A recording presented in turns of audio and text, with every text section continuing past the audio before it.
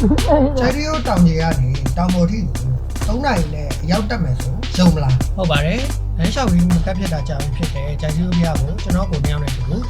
ခြေလင်းတက်ရင်လမ်းမှာဘာတွေပြောင်းလဲသွားလဲဆိုတာကိုတွေ့ရမှာပဲဖြစ်ပါတယ်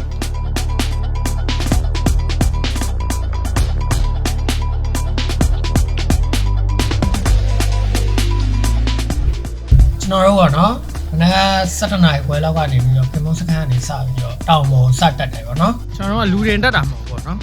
ကျွန်တော်တို့တပည့်တွေပါခေါ်ပြီးတက်တာဗျဒီမှာကြည့်လိုက်တပည့်အဲ့တော့နောက်မှာတပည့်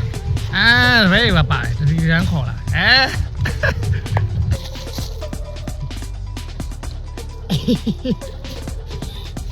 ဟုတ်ပါတယ်ကျွန်တော်တို့စောစောကပြောသလိုပဲ3နာရီနဲ့ပြင်မစခန်းကနေကြိုက်ထိုးတောင်ပေါ်ကိုတက်မှာပဲဖြစ်ပါတယ်ကျော်လားမရောက်လားအလုံးပဲဆက်ကြည့်ကြပါ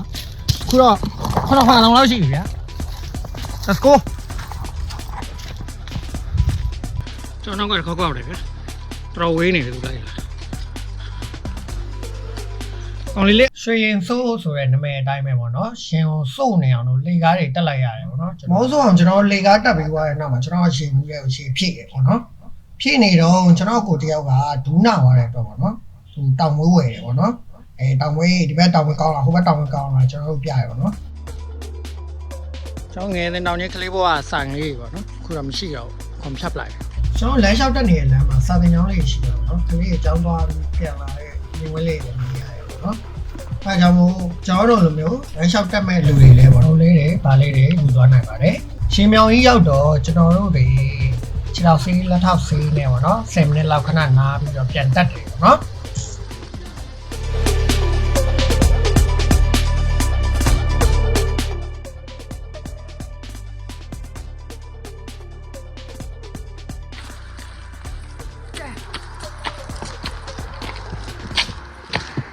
3နိုင်နဲ့ရောက်မရောက်တော့မသိတက်တော့တက်နေဟလားကိုပြနောင်ရဲ့ပထမမြောက်လေကတဲ့ကိုထက်ကြော်နေပါလေကတဲ့3တက်ရှိရတာ3ဖြတ်ပေါ့ဘလို့လဲပထမအောင်ပါနော်ကိုကျွန်တော်တက်တာ45မိနစ်ပဲရှိသေးတယ်ကျွန်တော်ဖိုးပြနောင်ရောက်ဘွားမှာလူရဲလို့ဖြစ်လာလို့ဆိုရင်ကိုနှိပ်ဆက်သူများသားမင်းနှိပ်ဆက်တာကိုမခံနဲ့ကိုအဲ့လိုချဲလိုက်နဲ့ခေါ်လိုက်ဘာလို့ဒီနေ့ဘာလုပ်မလဲညာလုပ်မလဲချဲလိုက်နဲ့ခေါ်လိုက်ဟုတ်လား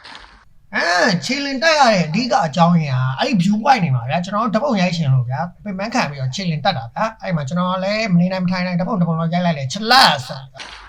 ကျွန်တော်တက်တယ်ပေါ့နော်နေရကျွန်တော်နောက်တက်ရောက်နေဗျာ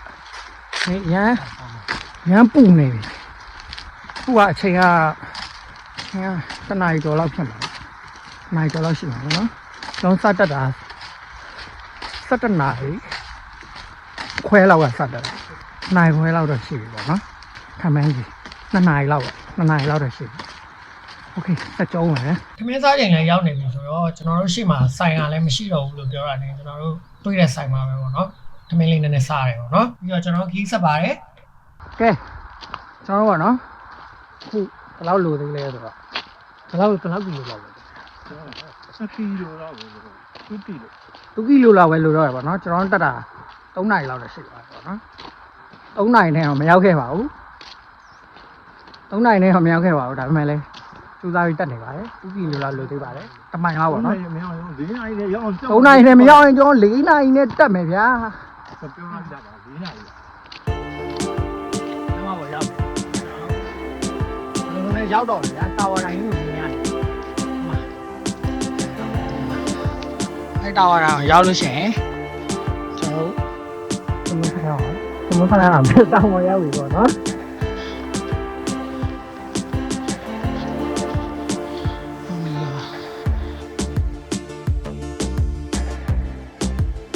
ရောက်ခဲ့ပြီရောက်ပြီ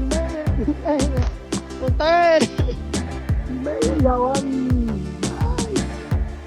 ဟောဘူးကိုရောက်လာကဲကျွန်တော်တို့တောင်ပေါ်လေးရောက်ပြီဆိုတော့ကျွန်တော်ပုံကိုတိုင်းလဲပေါ့နော်ဒီပေါင်းနဲ့တော်တော်နာဝါးပြီပေါ့နော်ဒီထဲကိုတက်တဲ့ထဲမှာကျွန်တော်ရဲ့ပုံရိုက်တယ်ပုံတိုင်းရဲ့3ယောက်တက်တဲ့ထဲမှာပေါ့နော်ပုံတိုင်းကတော့တက်ကြီးပုံဖြစ်တဲ့အတွက်ကြောင့်သူကတော့သူလည်းအများကြီးကျေးဇူးတင်ပါတယ်ကျွန်တော်နဲ့ line တက်ပေးရတဲ့တော့ပေါ့နော်အားလုံးဟိုတယ်ရောက်ကျွန်တော်အားတာပဲဖြစ်ပါတယ်အားလုံးကျေးဇူးတင်ပါတယ်နောက်တစ်ပုံမှာပြန်တွေ့ပါမယ်